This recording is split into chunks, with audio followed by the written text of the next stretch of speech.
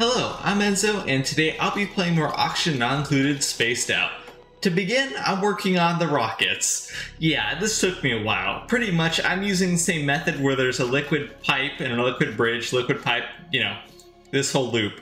And this pretty much allows as little heat transfer for the liquid as possible. Yeah, I know I opened my Discord there, or whatever. This is just the recording I have. But pretty much, this lets me pipe liquid oxygen and liquid hydrogen without actually breaking the pipes. It's pretty amazing. But you can only really do this with either ceramic or you can just use insulation instead. And this is pretty much my standard rocket setup now, because this is just how I have the pipe set up, so it's easiest to make at least the bottoms of all the rockets all the same.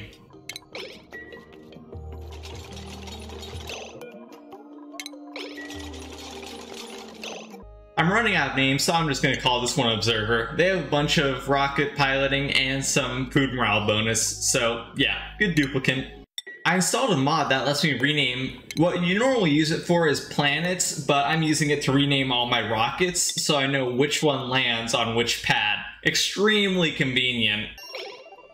And at least for the mining rockets, this is pretty much my standard setup. You guys have seen this one before, I just wanted to let it be known that this is my standard setup for all my mining rockets from now on. I know I've said before I'm not going to show clips of me launching my rockets, but this is a clip of me launching a bunch of rockets, and it's the first time launching my new hydrogen rockets. So I mean, yeah, why not? It's a cool clip.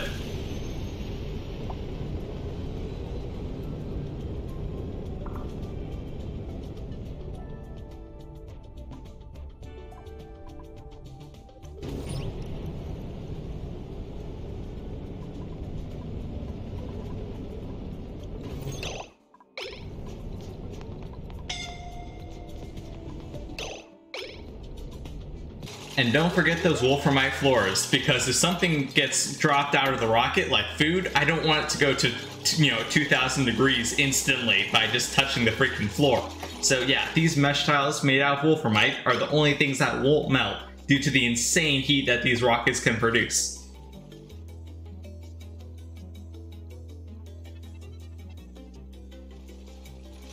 I feel like I've said it before, but if a duplicant tries to breathe or gasp for air while in an Atmos suit, they don't actually consume oxygen from the environment. Pretty neat trick for not using as much oxalite as normal. Remember this steam vent near the water boiler? Well, I finally decided to tame it. I made this quick little design, it works, and I like it. Probably not the most efficient thing ever, but it's my design.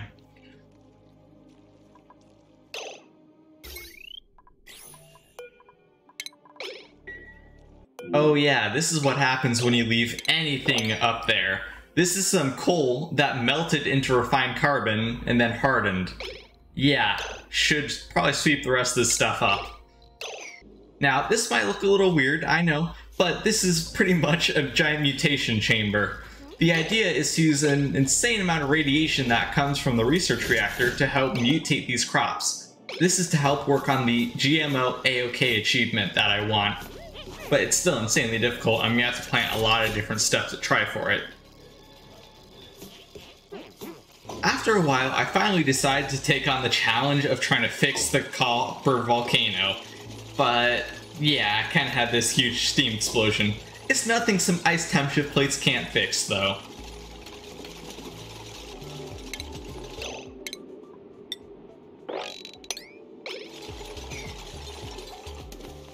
Okay, I'll admit, later on when I was looking at this thing, this design completely failed. I think you need 2 of the steam turbines that self-cool. Yeah, I need to test this stuff more often instead of just YOLOing it like I've done in this entire playthrough. But yeah, I hate copper volcanoes.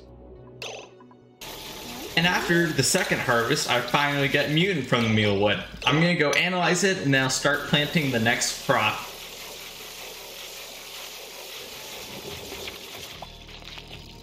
Wow, this is weird. Lysy? Meal lice. I mean, I know it's one of the mutations, but still, it's just a little weird that you can get meal lice on more meal lice. The reason I made so many rockets in such a little amount of time is because I just wanted to start using up all the liquid oxygen and hydrogen that I had in my reserves.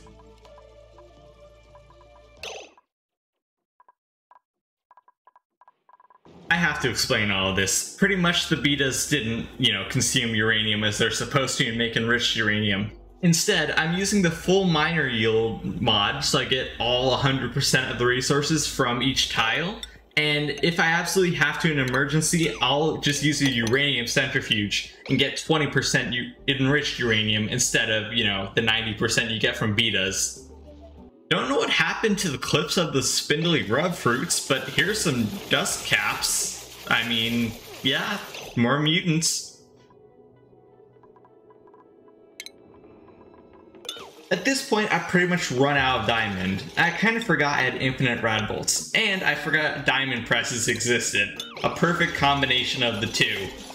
I need diamond, I have an insane amount of refined carbon, and, the infinite source of rad bolts.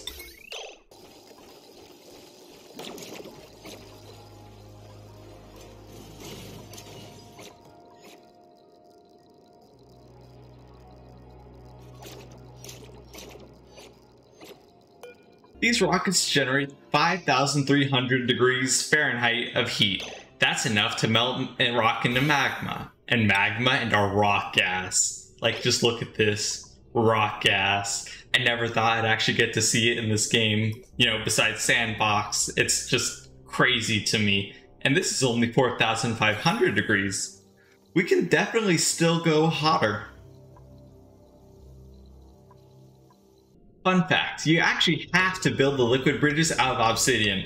I tried ceramic and they all melted, like all of them that were in the rocket's path. The ceramic just can't take the insane 5,300 degree heat. Obsidian is the only resource that can take that heat, and maybe insulation too. But insulation's extremely expensive. And this is one of my last ditch efforts trying to reduce lag. One of the ways you can reduce lag is by vacuuming out the entire world so that the game doesn't have to simulate all of the crazy gases merging with each other. It was just an idea though, and it didn't really work because I didn't manage to fully vacuum out the entire world. It's easier just literally to open it up to space and vent all the gases. I'm also slowly clearing out the magma biome because the insane amount of heat that the water boiler needs just freezes all of the obsidian and magma. I'll later recycle all of that obsidian and igneous rock and put it back into the system for some more heat. Another fun fact about hydrogen rockets, you need obsidian ladders too. Igneous rock ladders will just melt. Of course! Everything here is extremely hot, so you have to use the highest grade materials or it will just melt. I love hydrogen rockets. Now that we have the water boiler, this thing has absolutely no purpose except for the two giant infinite liquid storages. Those will stay. I do not know how to manage the water if I open those things up, so yeah. Other issue, I'm running out of ceramic. And to get ceramic, you need clay, and I'm running out of clay. To get clay, you can deodorize polluted oxygen, so that's what I'll do, because I have an insane amount of polluted oxygen thanks to trying to vacuum out the world.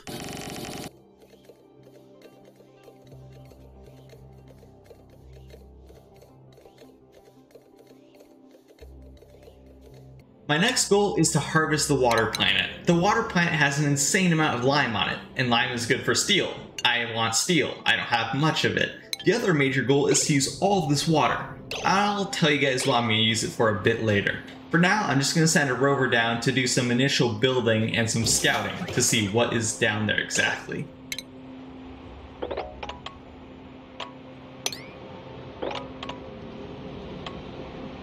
Unfortunately, Rover can't make insulated tiles, only just normal tiles, so no fancy insulated rocket pad for now.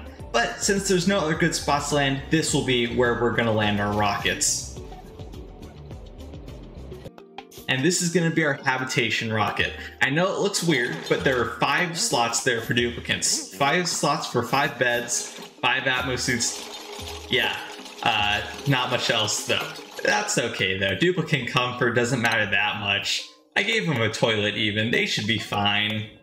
And normal duplicant landing stuff, nothing special here. Land 2 duplicants, destroy both their landers, build a rocket pad.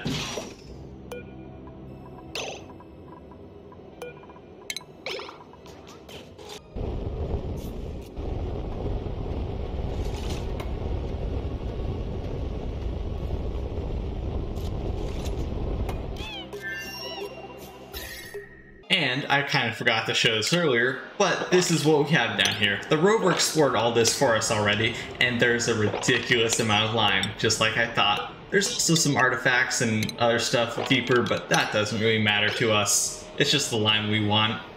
My original plan for this whole world was going to be a giant farm, it was going to be temperature controlled, there was going to be a deep freezer for the bristleberries. It was going to be awesome. I'd then ship it over to my main planetoid, make berry sludge, feed it to Mr. Tree, get a crap ton of resin, make a crap ton of insulation, do whatever I wanted. However, it did not work out that way. At this point in the game, I've gotten bored. I don't want to play anymore. And it's just this world. I still want to play the game, but this world is just too laggy. It's too far gone. There's still so much I want to do, but I just can't. So that's why I'm actually going to be ending this series here. I'm going to make one more video on this world, kind of showing off all the planets, talking about what I wanted to do, what I did, how I did stuff, kind of like that. But yeah, for now though, this series is done. Yep, that's the end of this series. I have another one planned, on a new asteroid and everything, and it's going to be a lot of fun. Anyways, I hope you guys enjoyed this series, and as usual, truly thank you guys for watching. Anyways, this is Enzo from LookIntoGaming signing out.